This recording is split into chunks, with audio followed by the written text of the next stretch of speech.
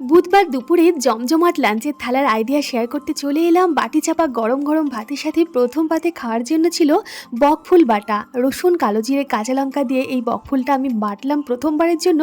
আর প্রথমবারই সবাই খেয়ে কিন্তু খুব ভালো বলেছে। বকফুলের ভাজা বড়া তো অনেকেই খেয়েছেন, একবার বকফুলের এই বাটাটা করে দেখবেন, আশা করি ভালো লাগবে। এর সাথে পালং শাকের ঘন্ট ছিল, কুমড়ো আলু দিয়ে, মানকচু চিংড়ি ছিল, আর ছিল দই কাতলা। আর আজকে সোস টপার এই খাসির মাংসের পাতলা ঝোল। কাঁচা লঙ্কা বাটা, আদা বাটা, রসুন বাটা আর গোলমরিচ বাটা দিয়ে খাসির মাংসের ঝোলটা করেছি।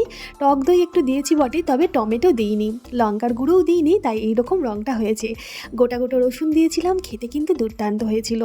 আর তার সাথে ছিল ঘরে পাতা টক দই 1 বাটি, 2টো ঘিয়ে ভাজা গোলাপজাম, একটু স্যালাড, 1 গ্লাস জল। মেয়ের স্কুল ছুটি বলে হাতে সময় পেয়ে এতগুলো রান্না করলাম আর সাজিয়ে গুছিয়ে সবাইকে পরিবেশন করলাম। সবাই খুব খুশি। আপনাদের কেমন লাগলো আজকের থালা জানাবেন। ধন্যবাদ।